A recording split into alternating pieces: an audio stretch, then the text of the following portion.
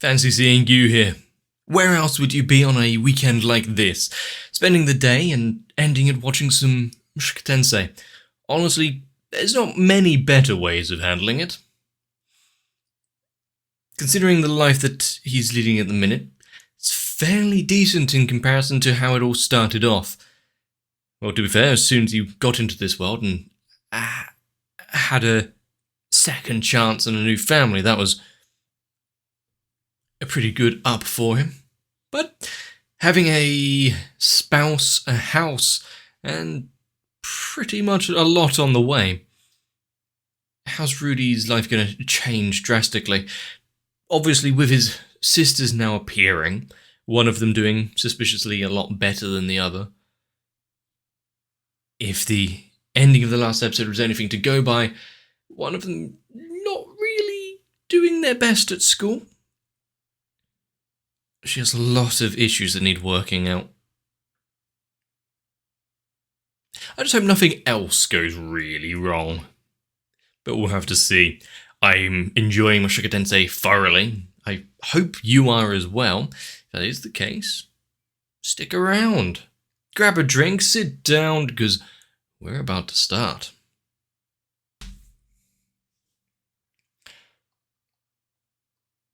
That is a stride with a purpose. And with this perspective, they look very small, not like their usual selves. I see. Yeah. Now seeing what elements of himself, his past life in his sister, knowing the kind of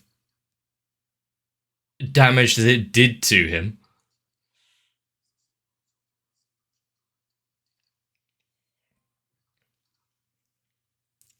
If he had someone that acted out like this and tried to push through everything to help him out, would he have suffered so badly?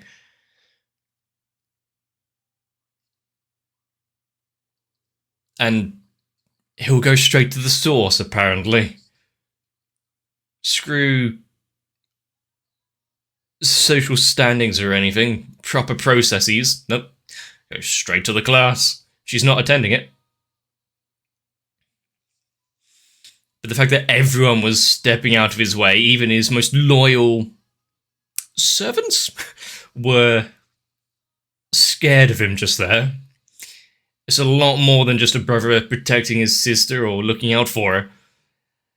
It's keeping her from an entire way of life. Or lack of, if think about it in that way.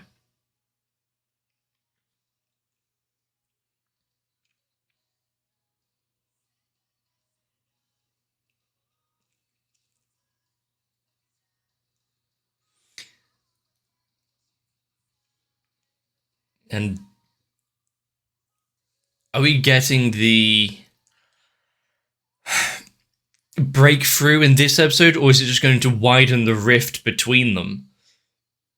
Because he's launching into an attack into the class. He did say that he hasn't.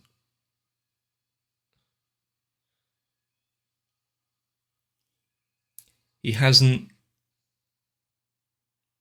Well, he hasn't thought about anything really. It's just he's heard she's not attending school, attending classes, so therefore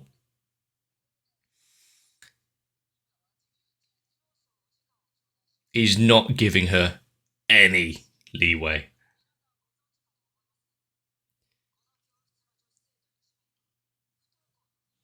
Are there several students that aren't attending class? There's only one missing seat.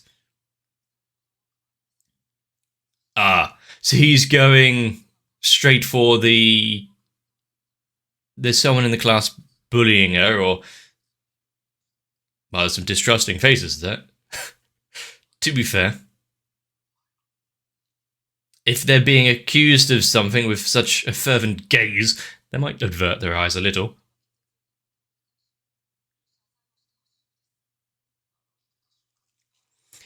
Yeah, he's going in with this one with a level head. Oh, cool. We're getting that, are we? This is where it turns out it's actually the teacher did something.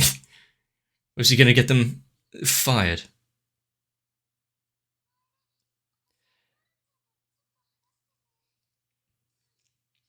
I mean, she wouldn't have started this sentence that way if that was the case. But Norn seems normal.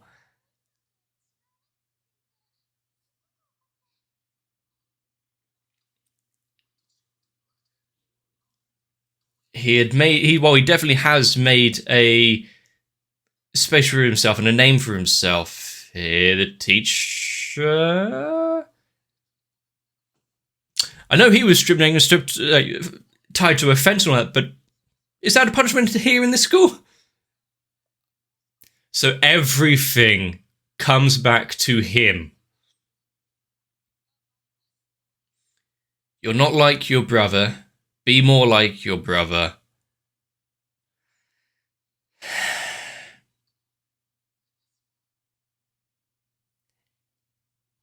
Innocuous statements. I had to look up the definition of innocuous because I was using it wrong for a few years. Innocuous statements that ended up really hurting her. Reminding her constantly about him.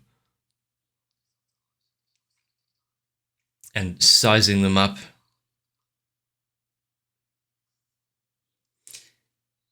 Yeah, there's not much you can do about that one, though.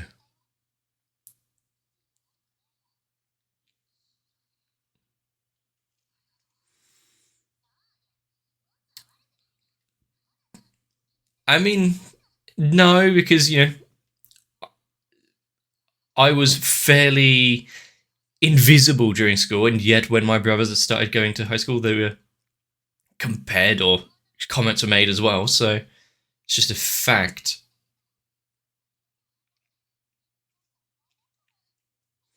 Yeah, assertive, scary Rudy is definitely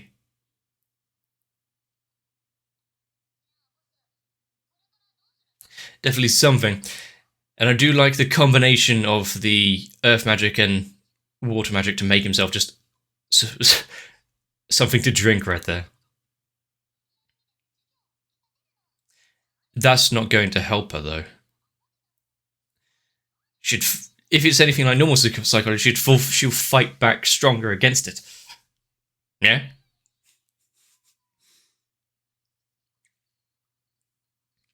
Take it from someone who knows.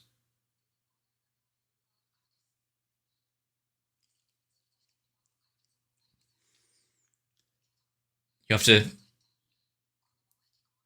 dig at that root cause itself. Unfortunately, him being that cause, or at least a strong fragment of it,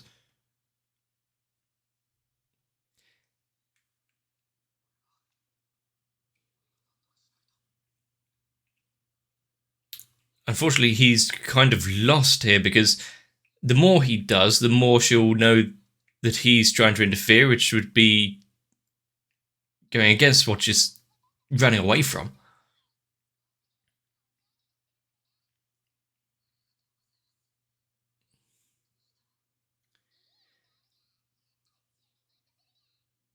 I am filled with confidence.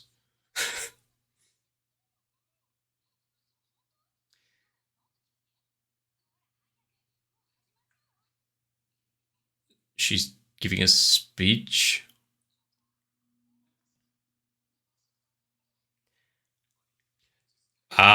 It's just a ruse to get them all away so that he can go in without fear.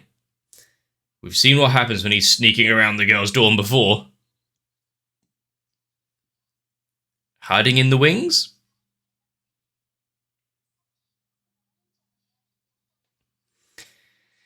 Well, there was that comment she made about... wait, was it her or was it Aisha? No, it was Norn. But with a different woman.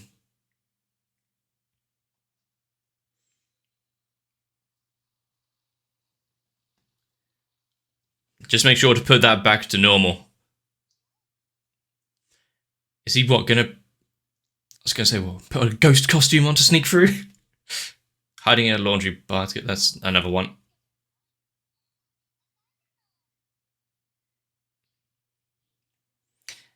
Try not to make it too obvious that you're in cahoots.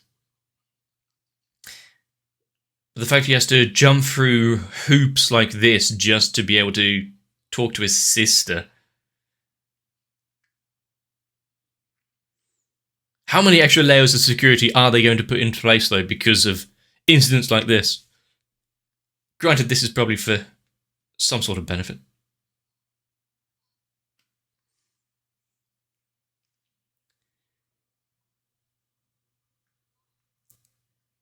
She's not exactly in a talkative mood.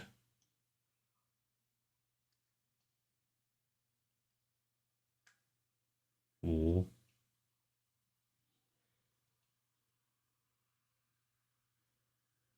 Ah. Right, okay. I wondered what was going on there, but no, seeing himself facing his past as well.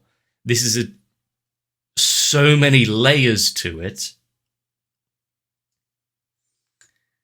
And she doesn't have the conveniences of the modern world that he did when he was holed away.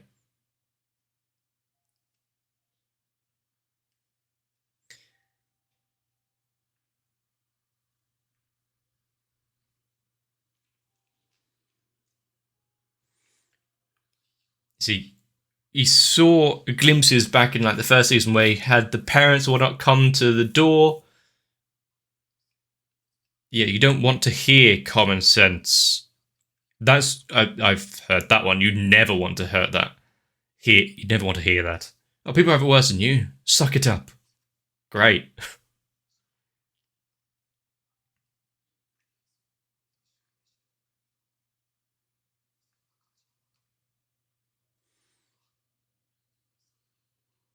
Not willing to listen.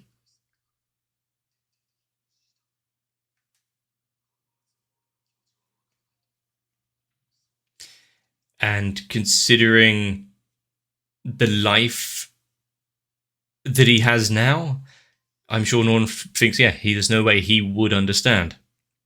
Unfortunately, how the hell is he going to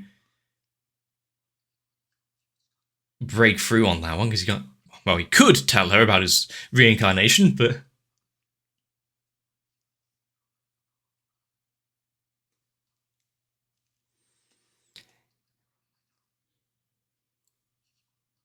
And it will just build on from here. She'll withdraw even further.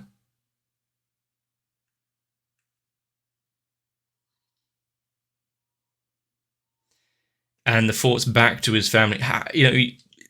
He's not thought of ever going back to his world, but would he want to speak to his family and maybe apologize for how he acted a lot?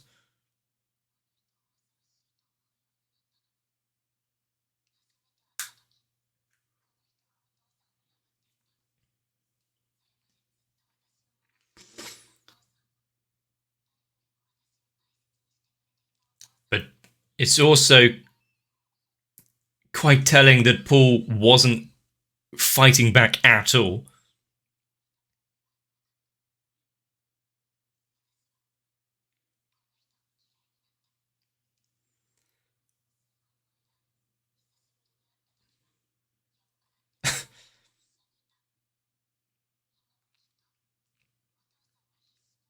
And yet he's just here having a good time.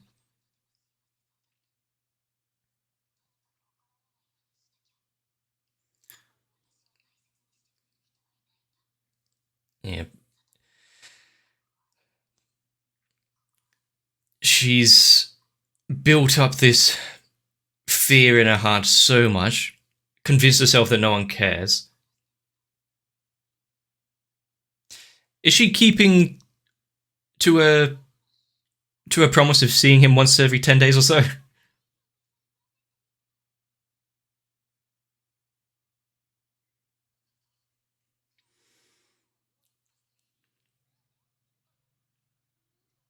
he's a lot more level-headed and understanding than she has on the picture of him.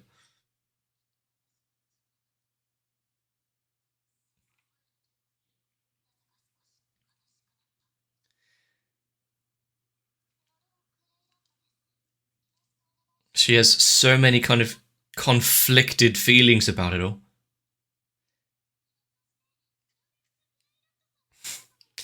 I mean, he is a big name around here.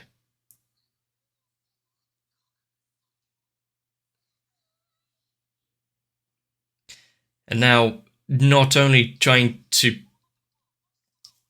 be something of her own, but always living in his shadow while also terrified and conflicted of him.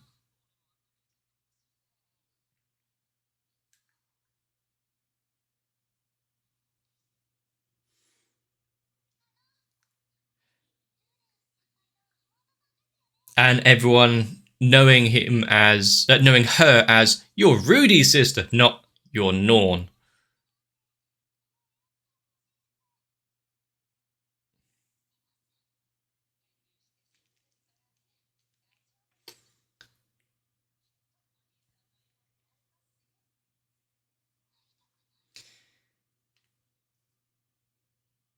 There is... Was that what that flutter was outside the window? It wasn't just a random bird, because that looked very briefly like a harpy or something.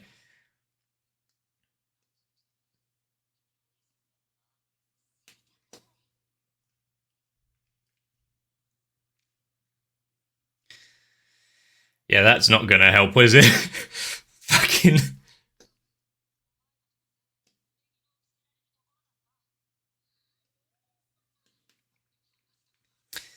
He is a famous face. I mean,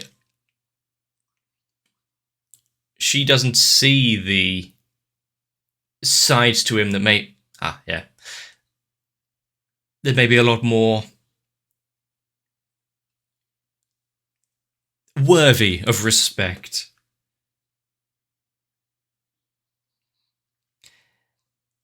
Ooh.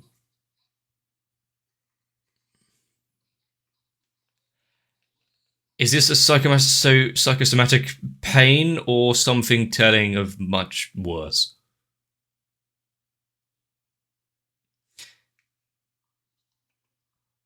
Also, I wonder if him not saying anything here and just sitting with her...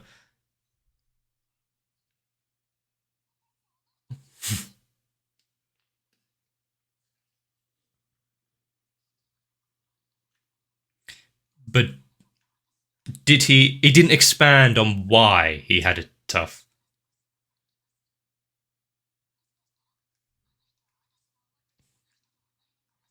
I mean, he's willing to risk his reputation by breaking into the girls' dorm again.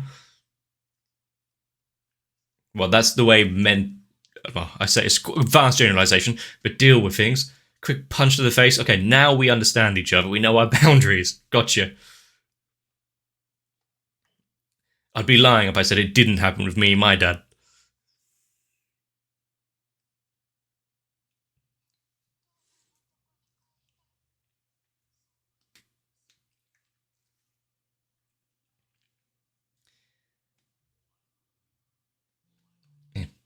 Despite so many people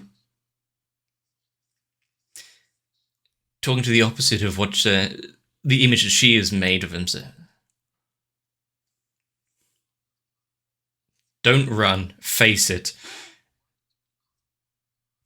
I do like that she was prodding and probing, trying to get the confirmation of what she believed him to be, this angry hooligan that was attacking her family.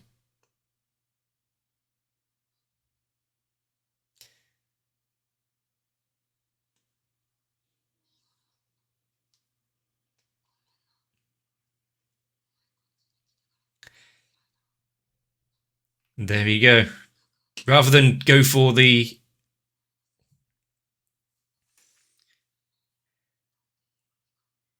logical reasonings and the good arguments, just go and trying to be understanding.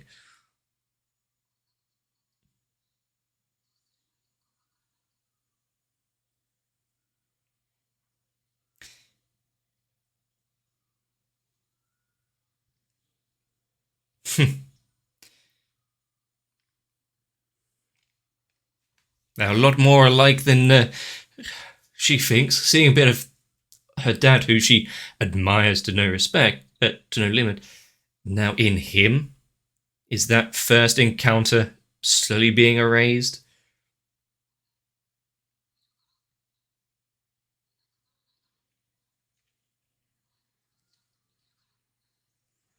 And also, the only one who's actually seeing it for her.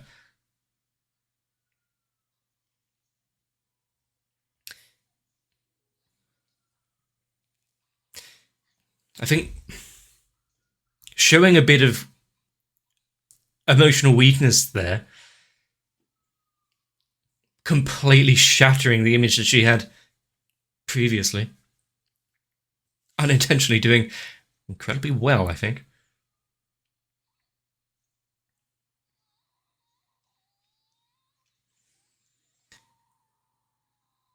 But convincing yourself that someone's evil, or look at him just enjoying his life while mother's still missing out there somewhere. Talking yourself into a furor. Well, small steps. It's going to take a while to get back to normal properly, but she's definitely brought out a bit of herself already.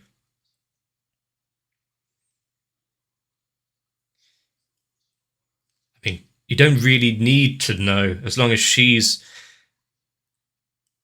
happy in herself.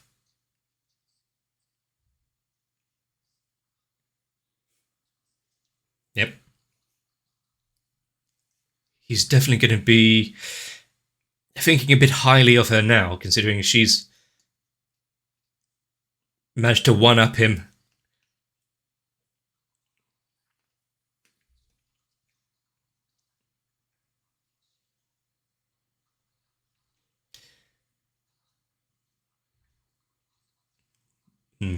He worked through his own pain thanks to proxy of her.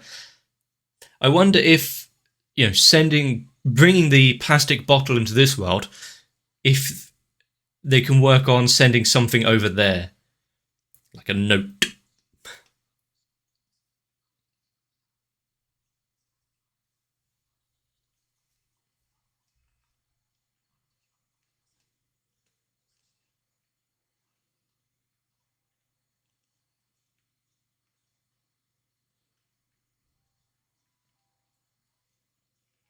How many shows use a backstory and pretense for just a springboard of, look, we're in an isekai now?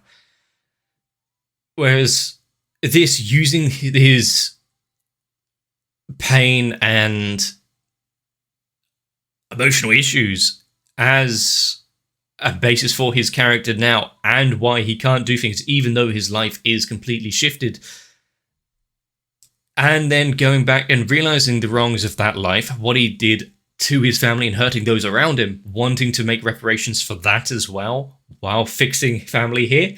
So understandable and quite well done. Something that I think needs to be addressed a lot more. I haven't done anything, at least I don't believe so, that would have angered my family or caused undue hurt. So I don't need to apologize just yet. But definitely made me conscious for a moment or two. And I am now getting to see the opening where we see Norn look at him, grrr, and then smile slightly. Only took a couple of episodes, but I like that both elements in there.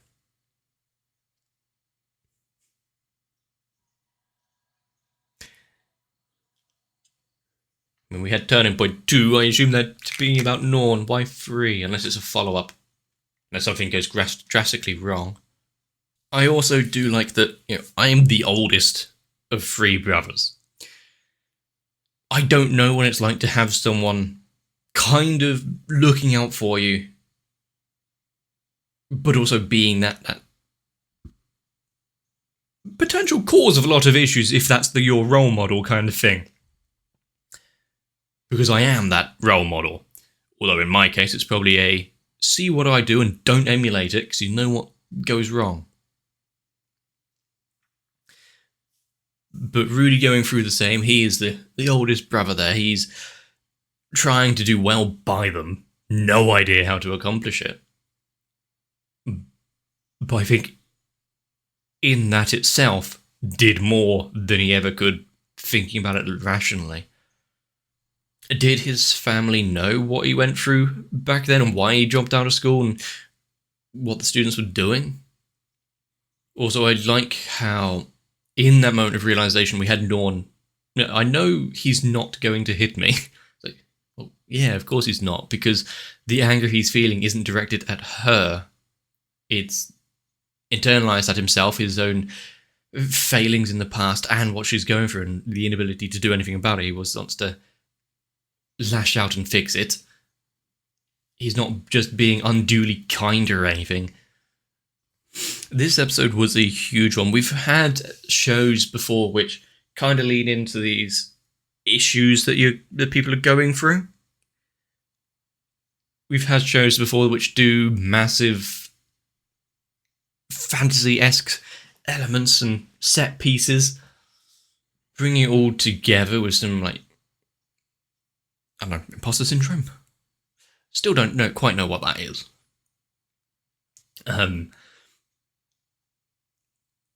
Even if it's vicariously through this interaction here, trying to resolve his own feelings from the past, but managing to silently help her get through things and her working it out herself, as he stated, being a huge driving force there.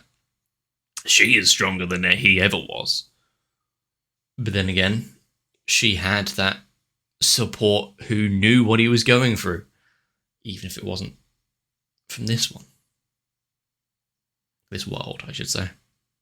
Is she going to now be taking the comments about Rudy better, or is it still going to be a tinge of sadness every time someone's like, oh wow, you're Rudius' sister?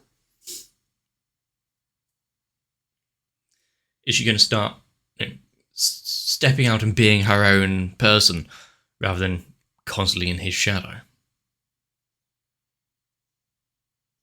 And also, are we going to see Aisha through all of this? Is she just happily getting along, washing some windows? I do wonder, though, if now she's had a slight moment of understanding and make up with Rudy, if she's going to try and understand Sylphie a bit more, and then remember, oh, wait a minute, there was this green-haired elf girl. We didn't really see her at all. Maybe because they were, 1 or 2 when the big explosion happened?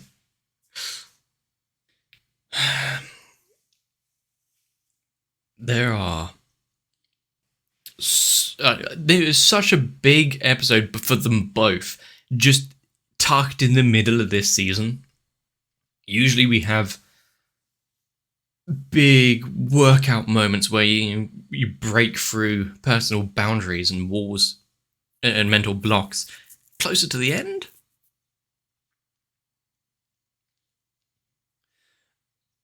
So knowing that, what are they going to be faced with?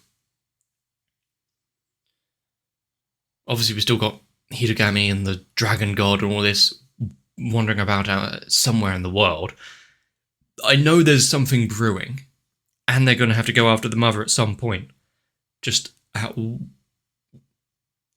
are they going to enjoy this school life and married life that they've eked out for each other?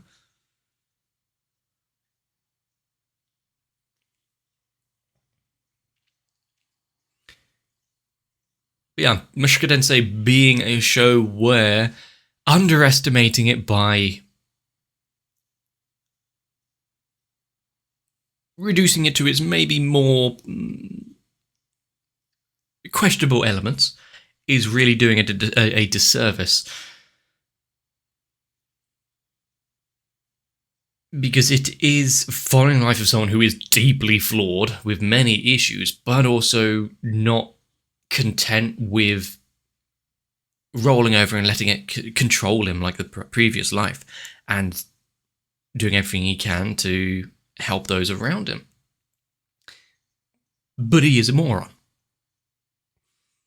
Doesn't always go well. And I think that's what we can cling to. That's what's really relatable.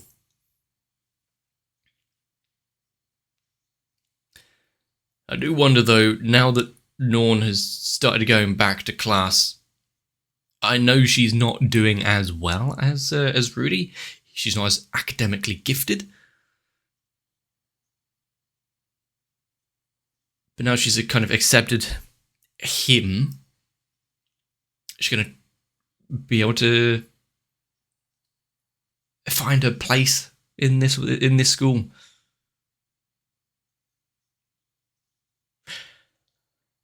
I just want to watch the next one already, but because I'm doing, well, Mushoku Tensei in a way that I know that if I just have the next episodes, I will watch them. I've said it in the past that I want to watch the next one now. And I do, I just never get around to it. Mushoku Tensei, I actively don't download the next episode so that I can't. It is definitely one of the top shows I've watched.